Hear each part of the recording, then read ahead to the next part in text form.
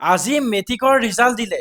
এতিয়া তোমাৰ ৰিজাল্ট ভাল হ'ল নে বেয়া হ'ল সেইটো মই নাজানো, কিন্তু তুমি যিমান ভাবিছিলা তেনেকুৱা দৰে যদি ৰিজাল্ট নহ'ল তেনেহ'লে মনটো বেয়া কৰি লাভ নাই। তুমিতো চেষ্টা কৰিছিলা, নিজৰ পৰাতো 100% দিছা। এতিয়া একো নাই দিয়া, তুমি আজি যি ডিভিজন পাইছা, যিটো পাৰ্চেণ্টেজ পাইছা বা যি নম্বৰ পাইছা, হয়তো বেলেগে সেইটো পোৱা নাই, বেলেগে সেইটো সপোন দেখি আছিল, তুমিতো পাইছা। আৰু মেট্ৰিকৰ পৰীক্ষাটো ইমান বেছি ইম্পৰ্টেণ্ট নহয় দিয়া। এই ছ'চাইটিৰ মানুহবিলাকক বাদ দিয়া, মানুহে ক'ব পাৰে ই এইটোহে পাছ কৰিলে, এনেকৈহে পাইছে, তেনেকৈহে পাইছে, দুদিন এদিন ক'ব তাৰপিছত বাদ দিব। আৰু মেট্ৰিকৰ পৰীক্ষানো কি, ভাল এখন স্কুল, ভাল এখন কলেজত নাম লগাবৰ কাৰণে বছ, তাতকৈ বেছি ইম্পৰ্টেঞ্চ নাই। যিবিলাকে পাছ কৰিলে সেইবিলাকক চাবাচোন, কিনো কৰিছে তুমি নিজে ভাবা।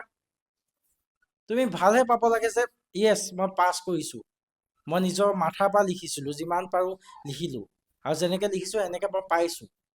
দুখ কৰাতকৈ প্ৰাউড কৰা যে পাছটো কৰিছোঁ, যে ইমান পাৰ্চেণ্টেজটো পাইছোঁ। বেলেগেতো ফেইল কৰিছে বা বেলেগে একেবাৰে বেয়া কৰিছে, সিহঁততকৈতো অলপমান ৰখিতো যোৱা নাই ন, নাই। ঠিক আছে, সেইটোতে মন চন বেয়া কৰি লাভ নাই। আছে এতিয়া হাই ছেকেণ্ডেৰী আছে, এতিয়া কলেজ পঢ়িবা, লাইফৰ আচল এক্সাম আছে, বহুত বাকী আছে, মেট্ৰিকহে হ'ব আৰু, ইমান চিন্তা নকৰিবা।